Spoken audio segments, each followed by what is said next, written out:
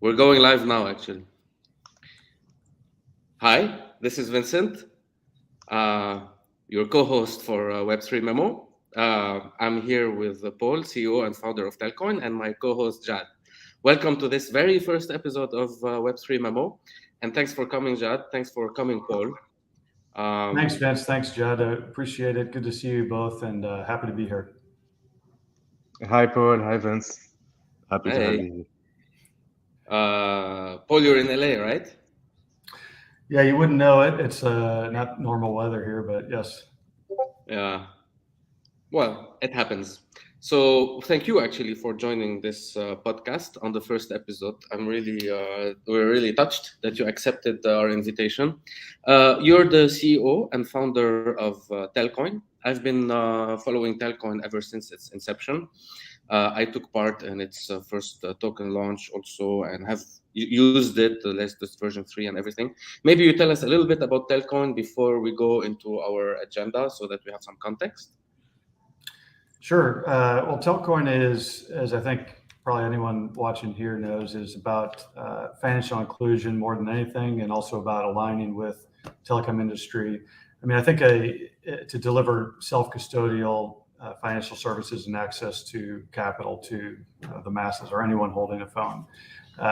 Just to give you a little bit of background, I think my my my personal, I'd say what brought me here ever since, studying economics a whole long time ago was, I was always interested in macroeconomics and macro forces. And, when I first started traveling and meeting people around the world, and what to me, the lens that I always looked at it from was one of, what are the macro forces that, around this person in front of me in Uganda or in Indonesia or in Lebanon, that kind of determines what they can become in their life. And that's kind of the underlying motivation. I think from a business standpoint, what brought me to found the company was that I was on a day-to-day basis talking to telecom CFOs, and I immediately saw some synergy there. And when I first kind of was exposed to distributed ledger technology, blockchain, cryptocurrency, whatever you want to call it, I was determined to figure out how can this technology really help give equal access to people around the world in terms of financial opportunity, access to capital, and how can telecoms kind of be a facilitator of that. So that's the background of the company. I think we've evolved into a whole bunch of different aspects, but we can talk about that. But thanks for having me. I appreciate the opportunity. I didn't really even realize this was going to be a live broadcast until this morning. Otherwise, I think there's no way you would have roped me into this. So this is really off the cuff. That's great. That's how it's intended to be. Let's take it just like as a casual, Sure. casual discussion. Before I dig deeper into like trying to understand how you're aligning telcos and blockchain, um, thanks for sharing your personal journey into this. I will try to like go, I think, into a couple of themes here. First, I want to ask you about all this alignment of your mission. You mentioned financial inclusion, you mentioned telcos, you mentioned blockchain, remittance, also, banking. I don't know. So I want to try to figure out what your vision is in terms of like putting all these things together for the next as a next generation solution. But also, if you don't mind, after that, if we still have some time, I'd like to go into your views on how you're using tokenomics and the tokens, and in turn for supporting this mission. Is that okay, Jad? Do you have any other things you would like to interject? No, no, definitely sounds good. We'll add some questions while we dive deeper in the discussion. So please go ahead. So, Paul, I just took a first note here as you were talking about your own journey into this business. You said you were exposed to a lot of telco CEOs and you found synergy when you heard about blockchain technology. It maybe for you it's very clear what the synergy between telco and blockchain or distributed ledger is, but for layman like me. I don't know. Maybe you can like bring it down to explain, elaborate. What is that synergy you're mentioning? Sure. Yeah, I think that, well, first of all, from a business standpoint, I was more working with CFOs, not necessarily the CEO, and they're in the capacity of fraud, reducing fraud losses. But the elephant in the room was always that people weren't using traditional telecom services anymore. They were just using telecoms to connect to the internet and using over the top Facebook, WhatsApp, what have you, to communicate. And so, the priority was where, new revenue streams. What could those be? And the number one prospect was always, I think, mobile financial services, and that really started with the Safaricom story almost 15 years ago now, and that was using your telecom credit to your prepaid telecom credit to transfer to a grocer on the corner to in exchange for groceries, and that quickly overnight became effectively the largest bank in Kenya with more than 80% adoption, I think, after the first year, in a place where less than 10% of people had traditional bank accounts at the time. So, the problem that telcos ran into was that central bank there and everywhere else quickly realized that if you allow a telecom to present their prepaid credit as something still an asset of the consumer that they can spend, it's effectively a bank, and so you can't expose customer funds to another business's risks, like if there were an earthquake that knocked out a telecom. So they were all forced to spin off as banks, and so I think the idea of DLT, or distributed ledger technology, blockchain cryptocurrency, is that it really does decouple the kind of the layers of banking, or allow for a decoupling. And what that means for a mobile network is, as someone who has this great technical ability, frankly, much greater than a Western Union or a bank that has you fill out a paper form to say who you are. I mean, the telecom has technical abilities to know, to control fraud and secure a real-time transaction. So the idea is, how can they do that without taking custody of funds? Well, that's what blockchain, I think, presents as an opportunity. So that's what when we talk to telecoms, we talk about that as an MFS 2.0, mobile financial services 2.0. So a second way, hey, how as a mobile network, how can you leverage this technology to offer financial services to your customers without taking custody of the funds and needing all of the sort of regulatory oversight that comes along with being a bank? That's the business side. I mean, I think really, to me, I saw that as a means to deliver a mission of financial inclusion that I think is promised by blockchain, but very hard in practice to deliver to the end user. And that's where I saw that business energy is a way to do that. So I see that basically you found a very obvious pain within the telcos, which was, well, trying to increase revenues by allowing transfers, but without having to be an actual traditional bank. And you figured that to solve that pain, the blockchain technology would solve that pain, I guess, right? So on the telco side, on the business enterprise side, it's kind of clear to me by now. But how do you connect this with like the consumer when you say financial Well, I inclusion? mean, you just look at last week, and with everything that kind of collapsed last week, you had regulators force Coinbase to admit that, listen, if we went public, or I'm sorry, if we went bankrupt, your funds might be at risk, and that customer funds of Coinbase are on their balance sheet, and so they're effectively treating that the way a bank would without the regulation of a bank. So the point is, that's the reason why from the very beginning we've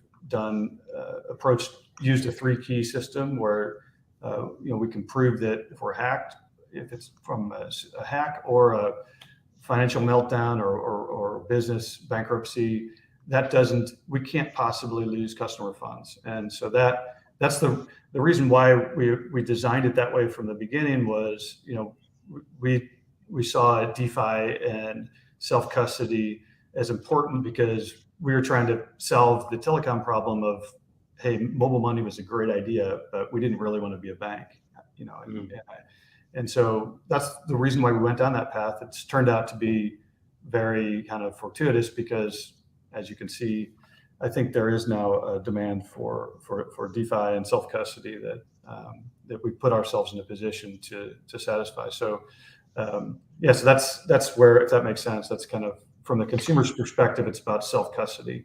And so I'm not able to connect both sides. I understood like the self-custody for the consumer side, right? So they're no longer reliant on a custodian who may, as you well, they're mentioned. relying on a transparent security model as custodian. They hold one key that is generated on their device that we never see.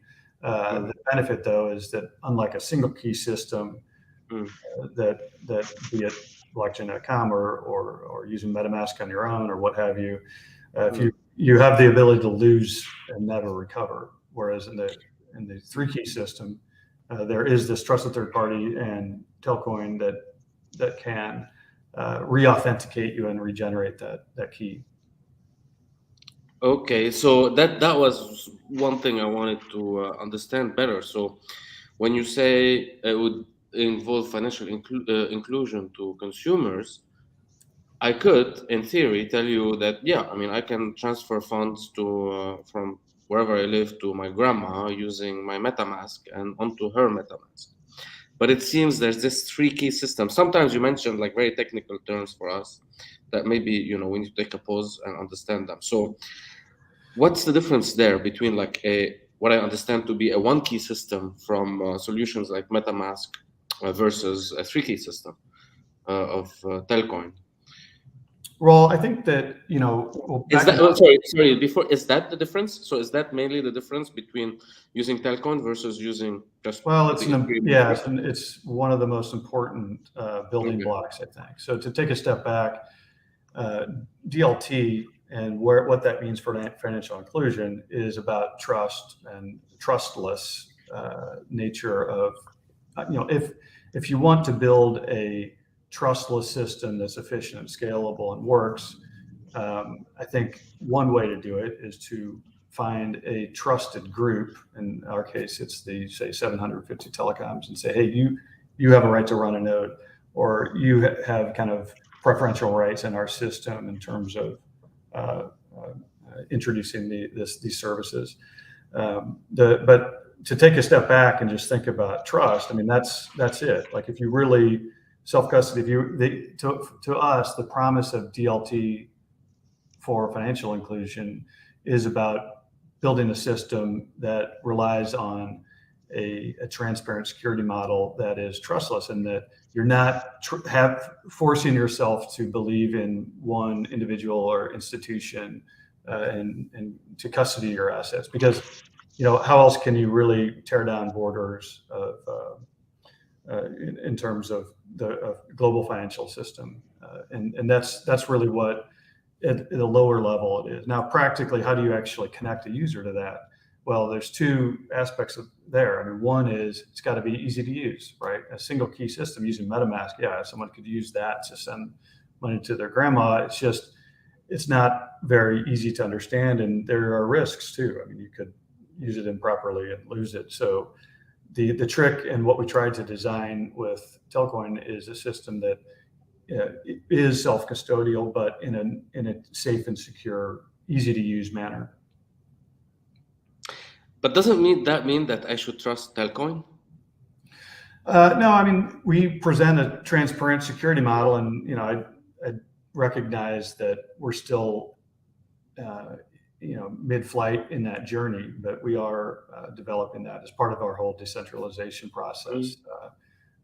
We just we've been very deliberate in that respect, and that we really didn't want to put stuff out there until it was absolutely necessary. We're not trying to tout something up front.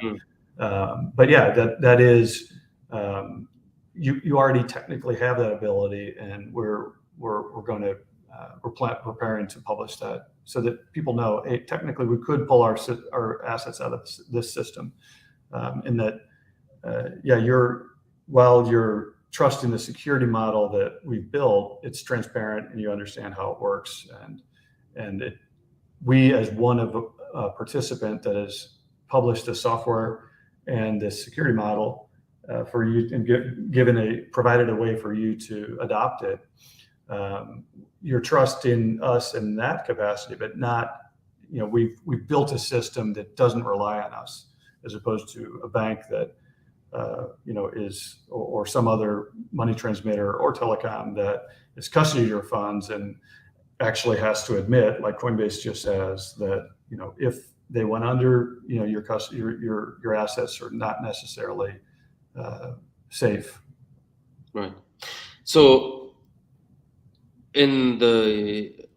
within the context of having to trust Telcoin, what you're saying, Telcoin would eventually be only one of many validators, and happens to be that validator who published the software and the other products. Is that it? Well, no, I mean, I think, we're mixing a few different things. I mean, we are one app. There's also the side chain that right now we're on Polygon, but we have a Rivendell project which is well underway, and we will, that the vision there, and that's part of this decoupling. In other words, down at the settlement layer, the blockchain layer, you would have to be the validators of that side chain you would have to be a GSMA full member. In other words, one of a national mobile network operator. And that's relatively arbitrary, but how arbitrary are the validators on Polygon? I'm not trying to say one way is wrong or right. I just think that in our case, we've said, okay, here's this limited set, and they all have big data centers, and I think more importantly, they're the most distributed industry in the world. There's 2 or 3 giants in every country. So in terms of real kind of global sort of equality, I think in influence and control over a system, that's something that I like. Okay, that's a good segue. Actually, mentioning GSMA. GSMA is the GSM association where mostly telcos belong to, right? The business chamber of telcos. Okay, so I think it's a good segue for me to understand here. On one hand, the value prop that you offer to the telcos, and on the other, the value props you just mentioned that you offer in terms of security and ease of use to the consumer. How are they connected together? Why? I mean, you mentioned it's kind of arbitrary that you choose, GSMA members to be validators on your Rivendell project. Is it truly just so arbitrary, or is there like any other reason that you're connecting these two sides via? Well, yeah, I mean, when I say it's arbitrary, I mean that the fundamentals that will make the system scalable are obviously not arbitrary, and that we believe that they have the connection to their customer. They already know their customer to an extent. They're distributed in nature. They're sort of all forced to at least answer to some government regulator, so that that this other player isn't going to act nefariously. There's some sort of control, but at the same time, it's fully distributed. So when I say it's arbitrary, I mean that you could set up a system where you had just the first 700 people or 1,000 people in the door could be validators. We're in that, and still see the benefit of that, like you can see on Polygon right now. What's not arbitrary is the long-term view, and where I see that that synergy is actually, they have something to offer, right? That is not from my perspective. The heart of the company is about the mission and what that means for the end consumer in a lot of less privileged places, corners of the world. But the telecom industry is one that is distributed enough to, I think, address the interests of people globally in an equitable manner, and in a way that is trustable, and that, do you really want your assets to be in the hands of a system validated by 700 random people that you never met? Not saying that can't work, but I think at least knowing that the telecom doesn't actually control your money on their balance sheet, but they're a participant in a system, in a trustless system that you can trust, if that makes sense. Yeah. Wow, this is so much to process, man. I'm sorry. I'm sure that I got like maybe half of it wrong in my mind, but what I got, I think, is quite interesting. Is there like, how does it really translate? Can you talk into like day-to-day things, and uh, can you maybe Well, I talk think, user journey, or like, yeah, I you know, think like overall? But yeah, I think yeah. the challenge for everybody in the industry is how do we move these great ideas from an enthusiastic community to the average person. And the challenge for us has been, where do the obvious use case that made sense at the beginning was remittance, and I think it's not that doesn't still make sense, but one of the challenges we've had is, the average person that's interested in our project right now is not the average person that just wants to send $100 to their grandma in the Philippines. And so what we've realized is we'll disrupt remittance, but not in a way that, by just being cheaper or faster or what have you. We'll disrupt it because we redefine what it means. For us, remittance, the way that we'll redefine it is giving equal access to any digital asset, any stablecoin, any currency, any crypto, on both sides of a major corridor. Once any American and any Filipino and any Mexican can connect their bank one click into any stablecoin, any digital asset, suddenly there isn't this concept of a remittance having to be this transaction that forces you into this kind of horrible FX as part of the remittance itself. The remittance just becomes any movement of a digital asset across a border. So I can hold a stable coin from the Philippine peso just as easily as the Filipino could hold a USD stable coin. And then you get to the actual exchange itself being, and this is where the kind of telex or the liquidity layer comes into play. And it's people making markets for other people, right? Instead of putting your money in a bank account and making 0.1%, why not put it into a liquidity pool that between a Mexican peso and a USD stablecoin that really provides a mid-market rate to your brother down the street who's sending money home, right? And you're making that market for him in a much better rate to the bank, and you're actually making a profit off of it that's better than the bank would offer you. So that's where the way we're approaching it. I think that what the challenge that has presented to us is a little bit of an identity crisis, or we want to send money smarter, but actually what we have to do is we have to attract people to trade, give access to DeFi crypto trading on both sides of a corridor before we can really realize that mission. So that's something that we're dealing with right now, and you'll see a little bit of tweaking in the very near future and how we're presenting ourselves related to that. Yeah, looking forward. I live in Dubai, and I noticed recently that on the Telcoin app, you have like a lot of destinations that could connect to Dubai, but you don't have the UAE in there yet. Right. I mean, I see like we were, Pakistan, the Bangladesh. UAE has been, I've spoken at a number of Etisalat. Etisalat is like the Verizon or AT&T of the UAE. I've spoken at a number of their internal conferences, both in the fraud management and MFS side, and they've been a great supporter from early on. But one of the things we realize is that places like the Middle East make more sense to really hit after you've got all of the destinations. In other words, our starting point from a sending side is really US, Canada, Australia, Singapore, these places. And then really after getting things fully up and running into the destinations from the middle, then I think it makes sense to to add on Middle East as sending markets. It's not that we definitely have great supporters there.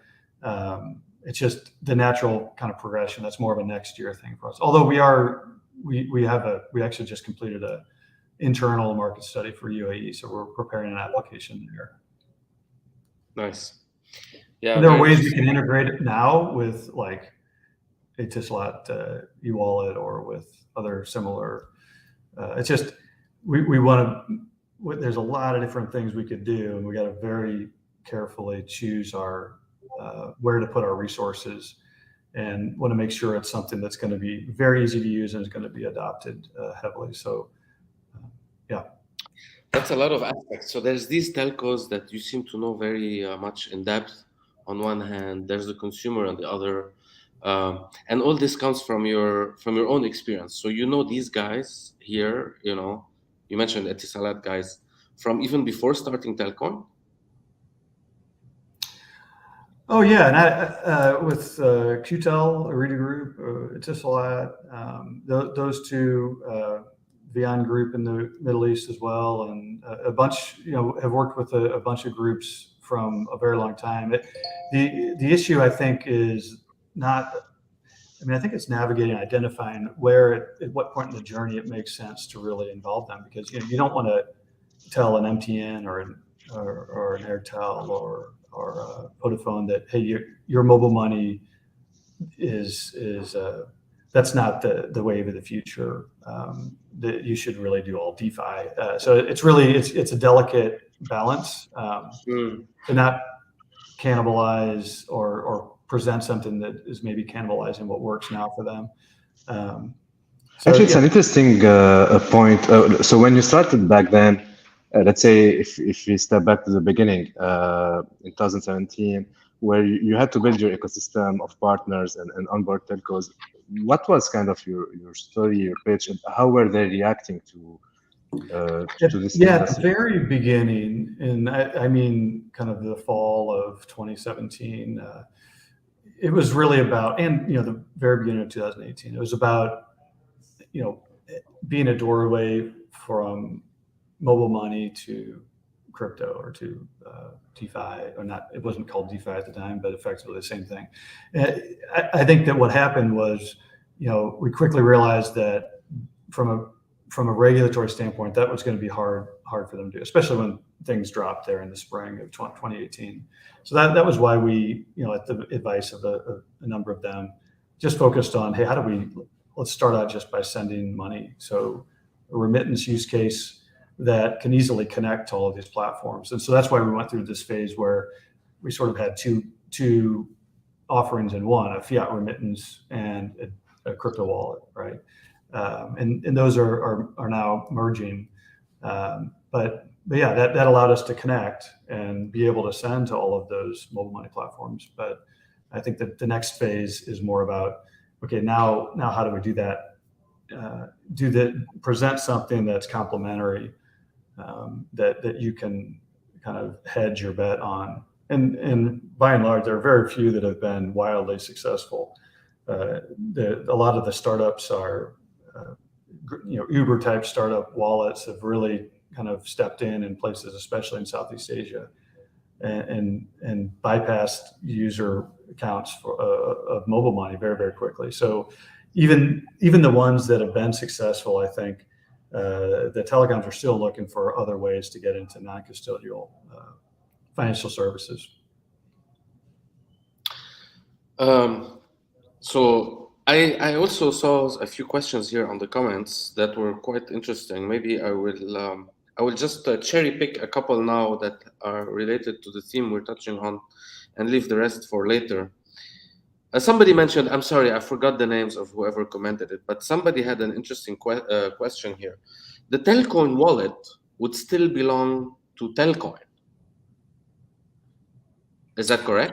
No, when we say the Telcoin wallet, there's the Telcoin app and there's the Telcoin wallet. So the Telcoin wallet does not belong to Telcoin. Your Telcoin wallet is on the blockchain, and the Telcoin app is a way to utilize your key to initiate a transaction on the blockchain. that your key that we never touch, and also a way to utilize Telcoin's key to sign that transaction and affect it, and then display what's on the blockchain. So the Telcoin wallet is actually something that we have one key. We hold one key for, are bound by the terms and conditions that the consumer signs. But no, that's not something that we control. The Telcoin app is IP of the company that we're publishing for the user to use their wallet. But what touches on the three keys system? So I understand. So since the assets are on the blockchain, if the wallet goes down, it's okay. They're still accessible. But what about that three key system? Is it connected to the app, or is it? So if the app creators, what do I lose? The app actually, well, more precisely put, the app is able to leverage both allows the user to leverage the key that they've generated on their phone, and it also leverages the key that is controlled by Telcoin on securely stored in our backend. Whereas, and this is where I get into what we're preparing to publish very soon, are instructions for the user that, hey, technically though, that wallet out there, if we're completely hacked, first of all, here's a publicly audited, audited, publicly available disclosure about the security model and the fact that if we're hacked, or we don't technically have the ability to unilaterally move the funds. But then also, if you wanted to, hypothetically, if our system was totally down, you could still move the funds on your own by interfacing with a trusted third party. If that's getting a little too much into the weeds, but I think we'll try to make that as clear as possible, so that, in other words, it's self-custody in that we can't actually lose the funds technically, and we don't have them on our balance sheet. We don't control them, but you have a way to interface with that transparent security model, with or without us. Nice, interesting. And so there's another leitmotif I kept seeing pop up again in the comments as we were talking, and it's the mention of Ripple. I don't know if you want to talk about other services, but there's I think maybe touching upon fundamentally the difference between Telcoin and Ripple would be very helpful in terms of enlightening us on the Telcoin, understanding Telcoin better, by comparison at least. Yeah, honestly, I haven't followed Ripple recently, so I can't comment a whole lot on that. But I think that in itself is a great comment. Well, I think also, if you want to talk about the idea of a token, and I think we've taken a very different approach to how we're dealing with regulators, and we did an ICO really early on before anybody really realized what sort of rules should be in place for that. I think one of the things that I kind of wanted to do right when I took over a year and a half ago was, first of all, do an equity raise, and then second, start a decentralization process that actually made sense in the context of the utility of our token. I only say that because I'm not sure that I think maybe their approach has been a little bit different. My understanding is that they're trying to use blockchain to enable banks to settle international transfers easier between two institutions. So that's, we're much more focused on self-custody down to the consumer, and the person that's going to be making the market that you're leveraging will also be individual consumers in DeFi liquidity pool. So I guess that's the most important way that we would differentiate ourselves. Okay. And so who are your consumers? How do you get to them? I saw that kind of gets back to our kind of identity crisis, in that we have sort of, if you build it, they will come problem, a cart before the horse problem, and you want to solve this remittance problem, but the only way we disrupt a remittance corridor is by, fully standing up our full stack on two sides of a corridor. In other words, very easy to access to crypto stablecoin rails on two sides of a large corridor. And how do you do that? You do that by attracting people who are interested in digital assets and DeFi trading. And so, that's something that we've figured out and are about to, I wouldn't say pivot to, but kind of tweak in terms of our presentation, because we now have a system, at least in the US, and that we can easily also turn on in Canada. Well, certain aspects are already turned on in Canada, but we'll do the full stack first in the US, Canada, Australia, Singapore. And what that is very easy access even to a banking rail into stablecoins and connecting in a regulated manner consumers to DeFi platforms. And so that's, we sort of, we've been able to kind of put that together behind the curtain, with the front facing image being our mission of making rethinking, reimagining remittance. I think now we're to the point where we're ready to scale that. And the only way to scale that is, like you said, really think clearly about how to attract users. And that's more about, access to DeFi and digital assets. And so we're starting that this month in the US, and then we'll add additional markets. I think on where it'll get really exciting is a little bit later in the year, when we can do that as well on some of the receiving sides. And that's where, once those are in place, we kind of revisit direct marketing of remittance as something on those corridors where we've kind of deployed the full stack on both sides. Yeah. What could be the low hanging fruit for the marketing and to target these consumers? Well, in the U.S., it's easy. There's a massive sea of. There's definitely demand for DeFi trading. I mean, we haven't done any marketing at all yet. You can see we're already able to generate some revenue there. So definitely the low hanging fruit, obviously, from a business standpoint, is just adding assets. First of all, we're figuring out how to remove barriers and in terms of making the user experience to onboard into stablecoins in the US very seamless from your bank account. That's step one, that adding more assets so that it is a viable alternative to a centralized exchange. I think the market for that is big enough to really support taking some market share. And then even if it's just from the segment of people interested that understand DeFi and have enough of an interest in that to want to trade on DeFi as opposed to a centralized exchange. The beauty, of course, is then when that is something that's a lot easier. That model is a lot easier to port into another country, just because you're not having to worry about custodying funds and heavier regulation in order to deploy that model into another country.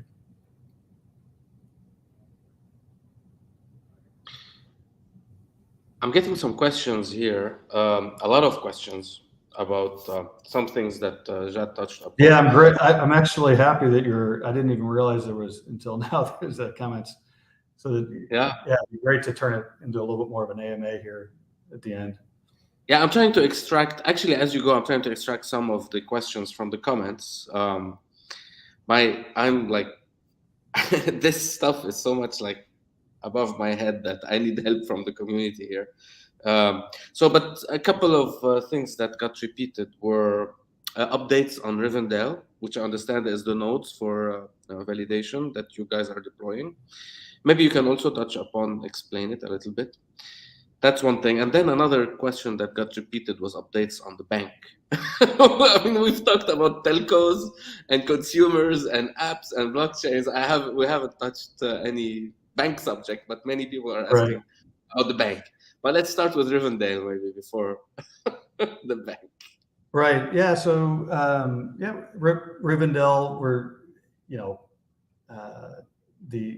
there will be a little bit of a reboot in the kind of front image of that, but under the hood, it's been progressing for a year now very well.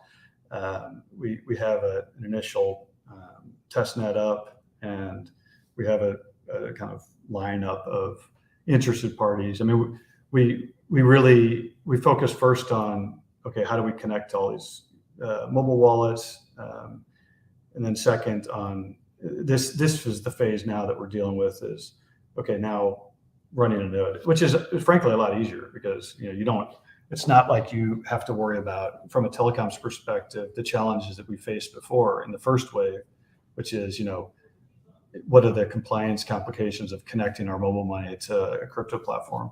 Now this is more, hey, unless mining is explicitly illegal in your country, it's very easy for a telco to sign on to operate a node.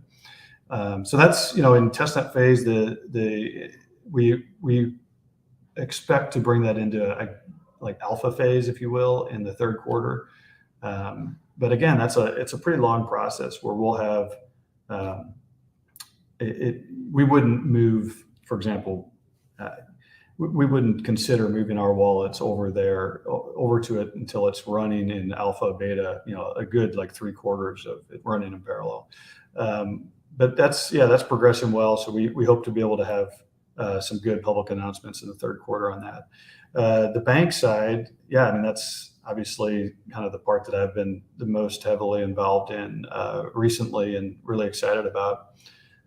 That's going very well. I mean, I really, I've gotten the opportunity to meet a lot of the different players in this that people may be heard of in projects. Wyoming, I'd say, did a lot of service, and Caitlin Long, I have great respect for her and the role that has been played there. I really feel that from our perspective and Nebraska's perspective, they kind of took the arrows on that and being the first out there. From the beginning, we've tried to take it. We've agreed that we're going to do this in a very, very low profile manner. So we're going to let the fat lady sing and not really talk about it until then. At the same time, I mean, we're very, very far along on that, and I mean, just look at what's happening with USDT, with everything. It's hard for them. When I say them, for regulators to kind of block what we're trying to do, because I think we're trying to do it exactly the way that they're wanting us to do it, right? That's in line with the executive order, the Fed papers on this, and so we're moving about as fast as we possibly could. I think the earliest that we could apply for this is publicly out there. If you were to go to Nebraska Department of Banking, the earliest we could apply for a division really isn't going to be until like September or October. But we figured out a way to move forward ahead of that. So there's a couple tracks because there's OCC guidance already right now that out there in those interpretive letters that authorizes banks already to do the things that we want to do. So I don't know the question, but Jad was very curious about what was going on this week. About yes, we'll cover this in a few minutes. So now moving to the tokenomics part. A lot of new entrepreneurs in the Web3 space, eventually, if they want to launch their own coin, their own token, they face a lot of issues around what's the tokenomics and how, for example, they should price their coin at first the listing. So can you elaborate more on the steps you went through, let's say upon your first ICO? How did you think about pricing? How did you think about supply and the different levels? I mean, we again at that point in time, things were still very nascent. So how we went about thinking of it is probably different from how I would recommend going about it right now. But at that point, it was really, looking at the other ICOs that had happened already. And, we really wanted to be clear to say from the beginning, there's half the supply is going here. Only a small percentage is going to the team, which was smaller than others that had been coming out at the time. In retrospect, I would have done things way differently. But nobody really knew. I think the important thing now, if you're considering a project, is to really carefully think about the role of traditional equity raise and a token, and make sure that decide, what is the ecosystem or utility that the token's going to is going to serve, and how to align tokenomics, or whatever you want to call it, and the raise to facilitate that. And then separately, think about the business as a separate beast, and how do you do some equity raise, traditional equity raise, in parallel or before, and really keep those firewalled, and get good counsel up front on how to keep those firewalled, and act in good faith. I think that you don't have to be scared to what this is operating in a gray zone, and as long as the most important thing, I think, is to operate in good faith, and really kind of seek counsel on all of your ideas. And let's say, how did you set the first price? Let's say. Yeah, so that was really, again, I think we looked at the market, we looked at other ones out there. We kind of thought about what we could. It was actually at the time we priced the we were looking at, hey, to do what we want to do, we think we require like around $10 million worth of ETH. And that was the model that's where we started. And frankly, we gauged the appetite for that, and it seemed like it was there. Then we thought, what is a reasonable, what's a reasonable chunk of the pie to allocate to that? And it was like 20% at the time. That evolved into, by the time we actually turned it on, I feel like it was closer to about $25 million worth of ETH. Then that quickly went up and then way down. I think in the end, it was around $8 million, right? After all was said and done, in terms of the USD value. We were committed to not cash it out right away. We were committed to not make it kind of try to play the market or anything. Of course, it would have been great if we cashed it out at 60 million and parked it in the bank. But no, So I don't know if that answers your question. We really, there wasn't any, in retrospect, I guess what you're kind of getting at is that it would have, it probably makes more sense to do. I mean, I was able at the time personally to kind of bankroll the initial overhead, and maybe that, that probably gave us a luxury that was a little bit of a curse, right? And that we weren't forced to kind of figure out the business fundamentals very early on. We went straight into the token. I think that if you were doing it now, you'd really want to, in parallel, think about both sides and carefully construct that in a way that doesn't require you to lean on the token side in order to operate your business. Okay, and how do you see the latest event related to the Luna UST impact, and how would it impact the whole industry? Maybe maybe it could push some traditional stakeholders to have more questions about the space itself. And maybe have you already felt some of its impact? Yeah. Well, I mean, I think that those sort of algorithmic ones, I mean, I guess there's two sides to it. One is more philosophical, and I think people wanted to stand up something that was not technically tied to a fiat currency and a traditional banking system, which, I can relate to that philosophical slant, but it's hard to have that and also try to connect the system to the everyday user. The other side is really just the kind of economics of it all. And I think that now that you have these platforms, if Aave or Compound or whatever have it, that you can put on top of a stable coin, why I don't really understand the point of having the risk underneath the stable coin. Why not have it on top? So I think if you're going to call something the name US, that alludes to a USD, why peg it and have it?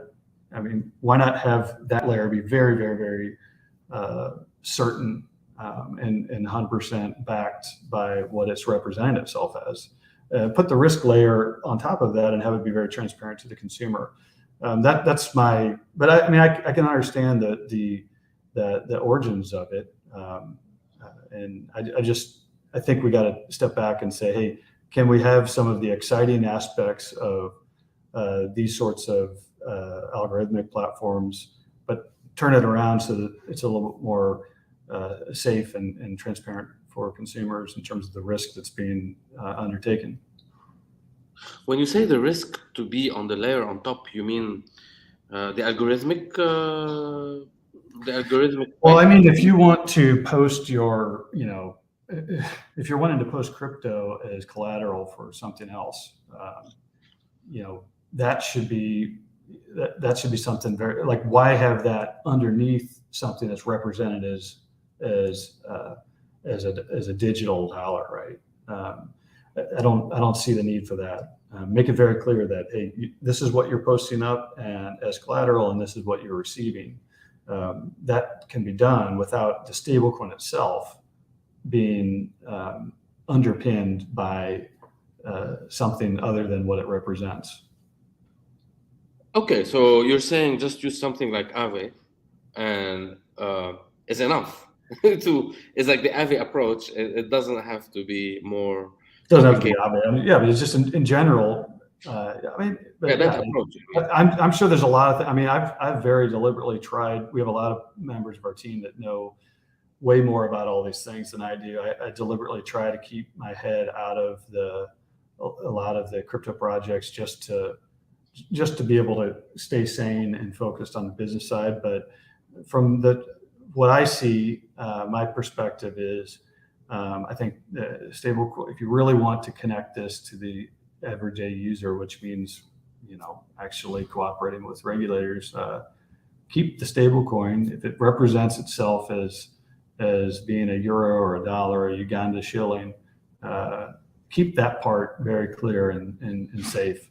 Build the risk layer on top, because there's legitimate, just in the United States, you don't even have to go abroad. I mean, there are a lot of people that feel that it's not fair that you put $10,000 in Bank of America, they give you 0.4% if you're lucky and ask for it, and they loan 90% of that to your neighbor for 3 or 4%, and that risk that they're undertaking in fractional reserve lending is underwritten by U.S. taxpayers in the form of FDIC. Where's the justice in that, right? So it's not just about. I think that we have a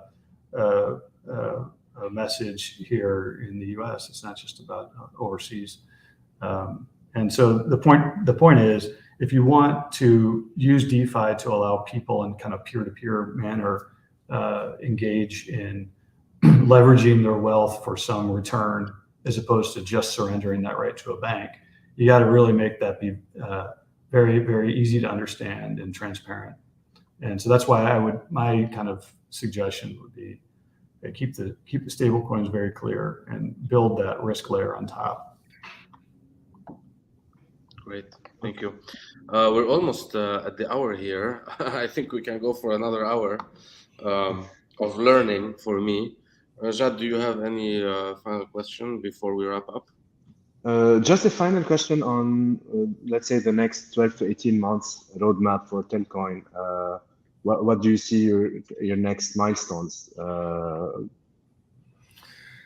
Yeah, I mean, we've had internally sort of the 3 pillars that we've looked at, where we wanted to get by the end of this quarter, and so yeah, we're just about there and starting to think about the next phase. For us, that's been really getting to a product that people wanted to use, at least in the U.S., and something that could actually scale and earn revenue to support the other things. The others was, really kind of keeping without losing too much focus, keeping the balls rolling on the other layers of vertical integration, which is the Telex stuff and Rivendell stuff and the bank layer, right? So those it's been a little bit frustrating to have to kind of distribute resources. So I think that for us, we want to get to the point from a financial standpoint that we can, in the next half of the year, really allocate appropriate resources to see those through to fruition, all the three different rails. But for us, it's by the end of the year, we'd like to be, where we really do have that full stack, not only making money in the U.S. and in Canada, but also have our kind of full stack deployed in a couple receiving places where we're not only as a company making money, but we've also kind of demonstrated the full cross-border use case. I also would like to see one of my favorite use cases is disaster relief and ways that you can allow people to directly send aid exactly to someone who needs it in a transparent manner and efficient manner. So I'm really excited to finally be to a point where we can, in the second half of this year, show that, put that an example of that into production, if it's in Haiti or Philippines or Africa.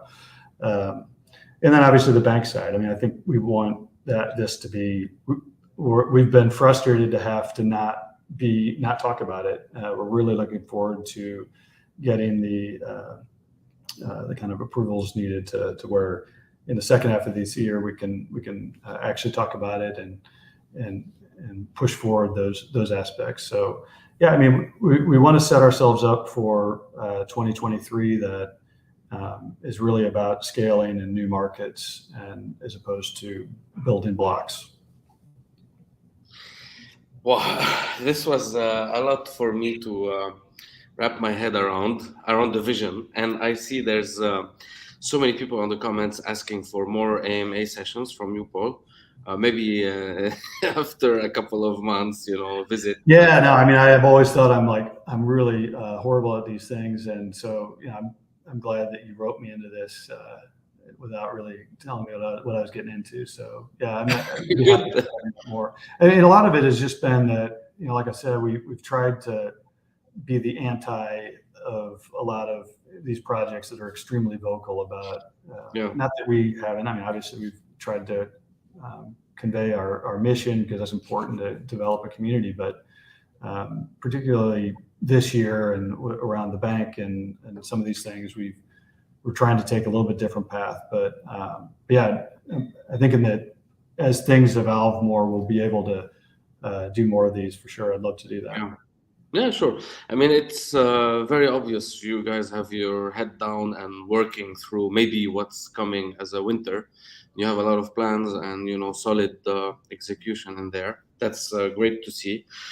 There's a lot of questions that came in about the execution, specifics on Rivendell that we missed on, apparently, specifics on tokenomics that we missed on, specifics on the bank that we missed on, but we're already through the hour, so maybe next time we're gonna have to take each one of these subjects on their own and make an episode of them. We'll see. Hopefully, that's a good idea.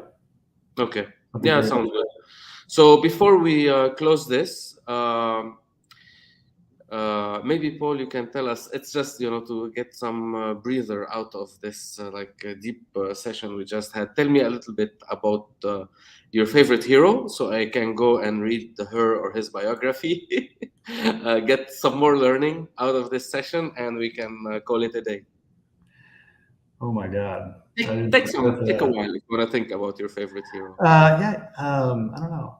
Well, when I was when I was a kid, my parents and teachers told me about Thomas Edison, and of course, I was I thought he was pretty cool. Then you grow up and you realize that people have flaws, and yeah, I guess you remember, what was it, more than 20 years ago, I flew to actually on a flight that was rescheduled originally when we met Vince more than 20 years ago in Lebanon. A flight from DC to Beirut, originally scheduled for September 12, 2001. I think that the sort of path after that for me was about learning so much about different people's perspectives, and understanding that even under the rhetoric of a lot of people that we don't agree with, there's some substance in a grievance or a perspective that is meaningful. And so, trying to understand that. I guess what I'm trying to say is, as opposed to a hero, if you wanted to ask a hero quality, what I really respect is people that are able to listen to other perspectives and understand other perspectives and try to learn something from that. That's really what we've tried to internally as a company have as an ethos, is really trying to put yourself in other people's shoes and understand what's preventing them from living their life to the fullest, and really try to keep in touch with people around the world, and how we can help their situation.